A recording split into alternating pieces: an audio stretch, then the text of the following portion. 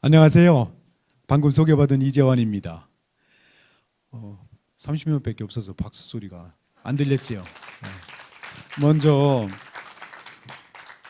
지금 방금 우리 최현탁 우리 학회장님께서 말씀 주셨다시피 우리 한국지역사회복지학회는 그동안에 여러 많은 분들이 현장과 함께하는 그런 학회이고 많은 분들의 참여를 통해서 큰 그동안의 어떤 발전을 일으켰습니다. 이번에 코로나 위기 상황에서도 우리 학회가 다음 학회로 좀 넘길까도 아마 생각하셨다는데 우리 학회장님께서 강력하게 온라인 학회로 하자. 그래서 미리부터 준비하셔가지고 귀한 자리를 이렇게 만들어 주셨습니다. 그리고 이런 귀한 자리에 제가 많이 부족합니다만은 이렇게 기조 강연의 기회를 주셔서 감사드립니다. 저한테 주어진 시간이 약 18분 정도인데요. 말씀드릴 게 굉장히 많습니다만은 간략하게 코로나 상황에서 과연 우리 지역사회복지가 어떻게 변화 또 발전해야 될 것인가라는 주제로 좀 말씀드리고자 합니다. 저한테 주어진 주제가 코로나 뉴 노멀 시대 이 지역사회복지 변화와 방향이었는데요. 그렇다 이걸 가지고 이제 뭐 좀 생각을 해보고자 했는데 이 소위 코로나가 뉴 노멀의 소위 새로운 어떤 표준을 만들게 하는 어떤 그런 촉진제이긴 합니다만은 사실은 코로나 이전에 우리가 생각해 볼 것들이 꽤 있다는 거지요. 우리가 살고 있는 지금 이 시대가 과연 어떠한 시대인가? 코로나 때문에 새로운 어떤 그 기준들 또는 표준들이 만들어지는가? 아니면 지금 우리 시대가 4차 산업혁명 시대, 4차 산업 시대잖아요.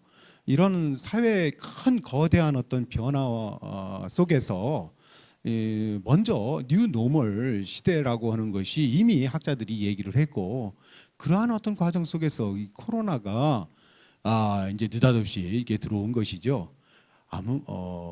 저는 기본적으로 결론적으로는 이 4차 산업혁명 시대를 살아가는 우리들이 이 코로나의 상황을 통해서 우리의 어떤 삶, 우리가 지역사회나 또는 일터나 삶터에서 생활하는 삶이 상당히 많은 부분들이 변화될 것이다. 그것이 바로 이제 코로나가 어떻게 보면은 어떤 촉진제로서 역할을 할 것이다. 그런 생각을 한번 좀 해봤습니다. 그래서 요즘 이제 코로나 때문에 우리가 이제 많이 걱정을 하고 두려워하지요. 그래서 두려움이라는 게 뭔가 생각해봤더만 그것은 이제 무지지요. 알지 못하기 때문에 우리가 두려움을 갖는 것이죠. 코로나에 대해서 인간이 의학 기술이라든지 현재의 어떤 과학 문명을 통해서 이것이 명백히 규명이 되고 치료약이라든지 이런 것들이 개발이 됐다라고 한다면 우리가 그렇게 두려워할 것이 없지요. 그래서 이 두려움으로부터 우리가 두려움을 이걸 극복해야 되겠는데 가만히 제가 이제 왜 두려움을 어떻게 극복할 것인가 했을 때 이 놀라운 것은 인간이 우리가 이제 호모 사피엔스라고 그러는데 이 인간이 그동안 지구상에서 생존해왔던 방식이 바로 두려움을 극복하는 그런 방식이었어요. 그 방식이 뭐냐? 연대와 협동이었다는 겁니다. 그래서 여러분들 아시다시피 우리 인류라고 했을 때 현생 인류는 호모 사피엔스지만 그 전에 인류들이 많았죠. 그러니까 뭐 네안데르탈린, 호모 에렉투스라든지 다양한 어떤 그런 선조들이 있었는데 그 사람들은 사멸했지요. 현재까지 남아 있는 현생 인류가 호모 사피엔스인데 이 사람들은 자기들의 생존 방식이 어떤 위기에 처했을 때 공동으로 힘을 모아서 그 위기를 극복하기 위한 그런 노력을 했다는 것입니다. 그렇기 때문에 인간은 아마도 아주 근본적으로 그 DNA 구조에 어떤 문제가 발생했을 때 공동으로 문제를 해결하고자 하는 그런 것들이 이미 우리 DNA에 있는 거 아닌가, 내재되어 있다, 이렇게 그렇게 보는 겁니다. 그래서 여러분도 아시다시피 인간은 사회적 동물이다라는 얘기를 많이 하지요.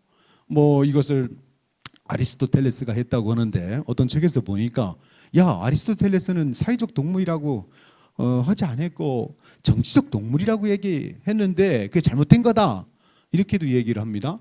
그러면서 결국은 인간이 사회적 동물이냐 정치적 동물이냐 하는 것이 결국은 인간이 공동체를 이루어서 살아간다고 했을 때 사실은 사회적 동물이든 정치적 동물이든 동의어로서 우리가 볼 수 있는 거지요. 그래서 어쨌든 인간이 어떤 이런 위기 상황에서 놀라울 정도의 연대와 협동, 이것을 이제 발휘한다. 그런 점에서 지금 여기 여러분들 이제 표에서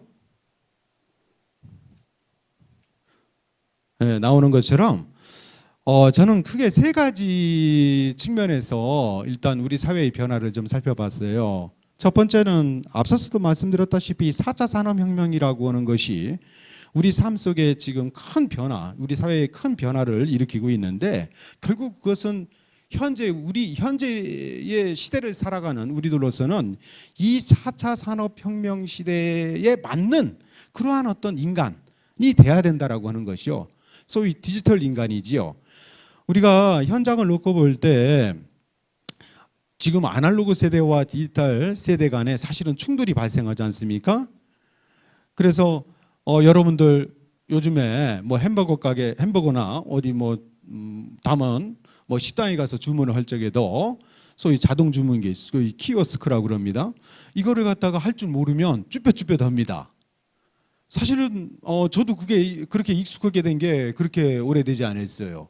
그런데 보통 지금 50대 후반에서 60대 이상의 우리 어르신들 보면은 병의원이라든지 이런 매장에서 이렇게 키오스크를 이용해서 자동 주문을 하신다는 게 쉬운 일이 아닙니다. 일반 청년 세대들은 이것을 자연스럽게 지금 사용하고 있지요. 그 다음에 요즘에 코로나가 아니더라도 그 전에라도 이 온라인 시장에서 각종 물품을 주문하고 이런 것들이 아주 자연스럽습니다.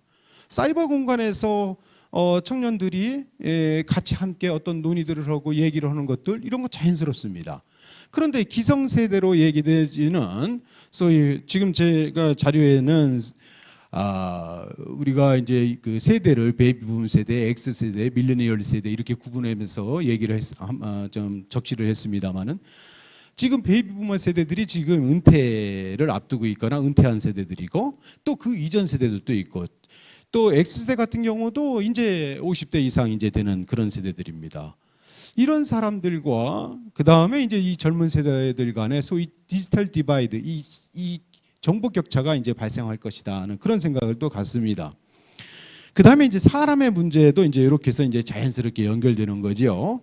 그래서 시대와 사람을 이제 좀 살펴봤다는 것이고, 그 다음에 이런 과정 속에서 이제 공간이라고 하는 부분이 4차 산업혁명 시대의 일하는 방식의 변화로 인해서 이제는 오프라인에서 이루어졌던 일하는 방식이 온라인 방식으로 이제 많이 바뀌고 오면서 재택근무라든지 원격 근무 형태 이런 것들이 이제 이루어지는 거죠. 그러다 보니까 이 공간 구조가 바뀌게 됩니다. 자, 이런 어떤 저변의 어떤 변화 속에서 코로나 바이러스 이게 뚝 떨어진 겁니다. 이 코로나 바이러스가 앞서서도 말씀드렸다시피 우리가 이 코로나 바이러스에 대해서 잘 몰라요. 그래서 저는 표현을 정말 이 유령처럼 우리 주위를 맴돌고 있다 이런 표현을 씁니다.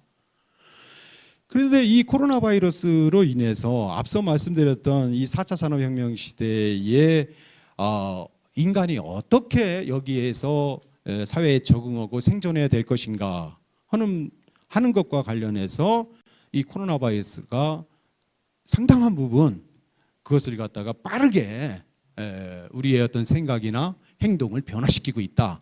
그렇게 이제 생각을 하는 거지요. 공간 구조도 마찬가지죠.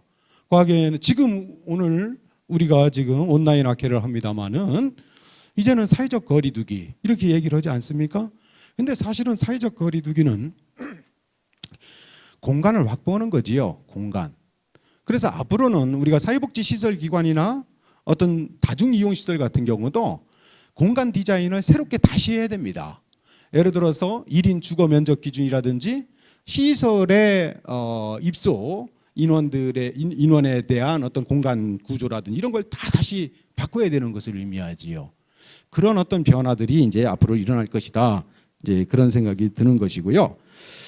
그 다음에 이제 좀 제가 이제 살펴본 게 이런 상황에서 이제 코로나19로 인해서 우리 사회에 이런 어떤 변화들이 일어났는데 그동안에 이제 정부가 중앙정부 또는 지방정부 할 것 없이 정부가 이렇게 각 코로나를 극복하기 위한 여러 가지 어떤 방역 정책을 했는데 저는 물론 뭐 세계적으로도 대한민국의 어떤 방역 이거에 대해서 찬사를 보내고 그럽니다마는 저는 우리나라가 잘했던 점은 딱 굉장히 잘한 부분을 두 가지를 꼽는다면 일단은 투명하게 이 코로나 방역과 관련된 여러 가지 어떤 정보라든지 이런 상황들을 국민들한테 공개했다 하는 점이고, 두 번째는 어떤 봉쇄 없이 특정 지역이나 어떤 시설의 봉쇄 없이 이 코로나 이 상황을 지금 극복하기 위한 노력들을 하고 있다. 이건 대단한 겁니다. 왜냐하면 여러분들 아시다시피 가까운 일본 같은 경우는 배에다 가둬놨지 않습니까? 호주 같은 경우는 섬에다 가둬놓고 이런 식으로 특히 우리보다 그동안에 우리나라 사람들이 생각할 때 미국이라든지 유럽을 놓고 볼 때 야 선진국이다. 우리가 사실은 좀 위축되어 있던 이런 부분들이 선진국이라도 별거 아니네. 어떻게 우리보다도 훨씬 더 후진적인 어떤 이런 방역 체계들을 가지고 있는 것을 보고 우리나라 사람들이 우리나라 사람들이 굉장히 심리적으로 자신감을 좀 회복했거나 가지고 있는 그런 지금 상황이 아닌가 싶습니다. 이런 부분들은 우리 현재 정부나 지방자치에서 열심히 잘하고 있는데 저는 이 지역사회복지와 관련되어서 생각할 때 우리가 사회적 방역이라고 그러잖아요. 지역사회 방역이라고 그렇게 합니다.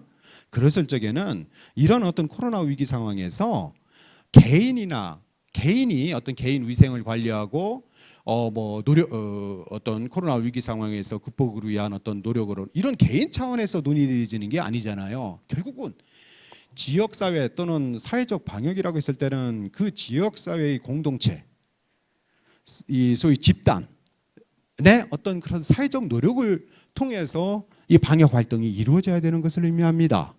그렇다고 한다면 오늘 주제, 저는 이제 큰 틀에서 지역사회복지 변화와 방향을 얘기하고자 합니다만은 오늘 기획 주제로 마련되어 있는 자치와 복지의 융합이라고 하는 것은 결국은 지역사회의 복지, 지역사회의 주민의 참여를 통해서 이 지역사회력에 의해서 어떤 해당 지역사회 문제를 극복하는 그런 노력들이 펼쳐져야 된다. 이것은 우리가 보통 우리가 사회적 방역이니 지역사회 방역 이런 노력을 한다고 했을 때 지금까지는 물론 공공에서 열심히 앞장서서 노력한 측면도 있습니다만은 지속 가능한 방역을 위해서는 지역사회의 다양한 어떤 자발적 지역사회의 어떤 구성원들의 어떤 자발적 참여들이 좀 더 많이 일어나야 된다 이런 생각을 좀 갖습니다. 그다음에 이제 많은 어떤 이 중앙 정부나 지방 정부에서 잘한 측면들이 많아요. 그런데 이제 사회복지만 놓고 볼 때 우리가 사회복지 시설에 계시는 계시는 분들이 이 코로나 상황에서 외출 외박 거의 금지되어 있지요. 소위 자가 격리를 당하고 있는 그런 실정입니다. 그런데다가 이 돌봄 노동이나 이런 이쪽에 종사하고 있는 우리 사회복지사나 우리 요양보호사나 이런 돌봄 노동자들에 대한 어떤 안전이라든지 이런 것들에 대해서도 우리가 좀 관심을 가져야 된다. 제가 좀 찾아보니까 영국 같은 경우 이 돌봄 영역에 참여하고 있는 우리로 얘기하면 요양보호사죠. 이런 분들의 그 코로나 확진 률이, 그러니까 감염률이 같은 이런 특히 병원 의사나 간호사나 또는 뭐 환자를 수송하는 앰뷸런스 기사나 하여튼 이런 분들보다 훨씬 더 이 감염률이 높다, 이런 어떤 통계들이 있더라고요. 그렇다고 한다면 우리가 사회복지 현장에 사회복지 사업뿐만 아니라 관계되는 우리 많은 이 종사자들에 대해서도 우리가 각별히 이에 대한 어떤 관심을 가져야 된다. 그래서 제가 이제 여러 가지 그동안 이제 정부에서 내놓은 이 코로나 바이러스 감염증과 관련돼서 그 사회복지시설 대응 지침과 관련해서 몇 가지 좀 우려스러운 부분들을 적시를 했습니다만은 시간 관계상 좀 넘어가도록 하겠습니다. 특히나 사회복지 현장에서 앞으로는 코로나19 상황에서 소위 심리적 방역, 그러니까 소위 요즘 이제 코로나 블루 뭐 이렇게 말씀들 하시잖아요. 이런 부분들은 우리가 사회복지 현장에서 좀 더 적극적으로 관심을 가져야 되는 부분이 아닌가 싶습니다. 아마 여러분들 보시는 자료에 코로나 뉴노멀 시대의 지역사회복지 방향과 관련해서 아마 지금 표를 아마 보실 수 있을 겁니다. 앞서 말씀드린 대로 제가 고민했던 것은 시대와 사람, 공간입니다. 여기서 현재 상황을 우리 현재의 어떤 사회 변화의 동의는 앞서 말씀드린 4차 산업혁명과 그다음에 세대로 얘기하는 소위 디지털 인간, 소위 밀레니얼 세대에 주목하는 거지요. 그다음에 공간은 이제 공간의 재구성, 소위 개방 체계로 공간에 나아가야 된다. 그런데 여기에 추가적으로 사회 변화의 동인으로서 코로나 바이러스가 지금 들어와 있는 것이죠. 그러다 보니까 결론적으로 앞서서도 말씀드렸다시피 현재 어떤 것들이 나타나고 있냐면 지역사회 안에 개인이나 집단이나 지역사회의 어떤 그 불평등이 현재 심화되고 있다는 거예요. 이것은 여러분들 아시다시피 코로나 바이러스의 확진 환자들을 놓고 볼 때 결국은 그 확진 환자들의 사회 경제적 소득, 사회 경제적 수준이 그대로 이제 반영되는 그런 측면들을 볼 수가 있습니다. 감염과 그 다음에 치료와 회복 과정이라는 전체의 전반적인 프로세스를 놓고 볼 때 이 불평등한 것들이 불평등한 어떤 상황이 결국은 코로나 바이러스에 상당한 영향을 주고 있다. 그런 생각이 들고요. 그 다음에 이제 원격 근무가 지금 증가하는 그런 형태가 되고 또 디지털 디바이드의 어떤 심화 문제라든지 또 세대 간의 갈등 문제라든지 앞서 말씀드렸던 심리적 정신적인 질병의 증가라든지 돌봄 서비스의 증가 또 아마 지금도 이루어지고 있습니다만은 디지털 복지 서비스의 증가는 이제 앞으로 많이 이제 증가가 이루어질 거예요. 그 다음에 이 공간과 관련해서 이제 재택근무가 이루어지니까 주거 공간이 변화될 것이고, 그다음 앞서 말씀드렸던 사회복지 시설이라든지 각종 다중 이용 시설의 공간 또는 공유지의 개념에 입각해서 공원이라든지 소위 이제 소유의 시대에서 공유의 시대로 가면서 앞으로는 이제 이런 어떤 공유지 이런 것들이 이제 많이 이제 확보가 될 것이고 이제 공동체 구성원들이 이용을 해야 될 것이죠. 그 다음에 이 물리적인 어떤 공간 중심에서 사이버 공간으로 이제 이동하면서 온 오프라인이 이제 융합이 될 것이다 하는 생각이 좀 드는 것이고요. 그 다음에 사물 인터넷과 결합된 주거 및 생활 공간이 이제 구축이 될 것이다. 이런 어떤 상황 변화들, 현재의 어떤 지역사회 변화를 생각해 볼 수 있는데, 그렇다고 한다면 우리가 뉴노멀 시대의 지역사회복지 방향은 뭐냐 했을 때 좀 간단히 말씀드리면 요즘에 이제 그 비접촉 사회라고 하는데, 비접촉이라는 것은 접촉하지 말라는 게 아니죠. 어떤 여러 가지 다양한 수단과 방법을 통해서 사실은 인간은 끊임없이 사회적 동물이기 때문에 결국은 접촉의 방식들을 다양한 형태로 만들어 나가는 것이죠. 그렇기 때문에 소위 언컨택트 사회를 어떻게 컨택트화할 것이냐 하는 것이 하나의 우리 방향이 될 것이고, 그 다음에 노동의 인간화입니다.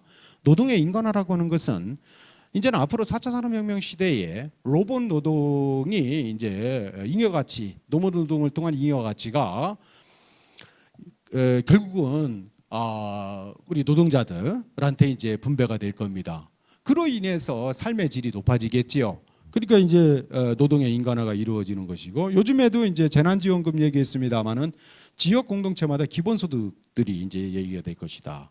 그러니까 소위 그 노동과 관련해서 고용 속에서의 어떤 소득의 소득에 대한 논의 이것이 이제는 그러니까 일을 통한 어떤 소득에서 재난지원금에서 얘기 듣듯이 또 4차 산업혁명 시대의 어떤 잉여가치의 어떤 분배로 인해서 소득 중심으로 소득을 어떻게 보장할 것이냐 하는 중심으로 이제 논의가 재편될 것이라는 생각이 들고 예. 그다음에 우리 사회가 이 수평적 개방적인 어떤 문화로 이제 바뀔 것이고 특히나 이 지역사회와 관련해서 지역사회 복지와 관련해서는 집정민주주의의 논의가 활발히 전개될 것이다.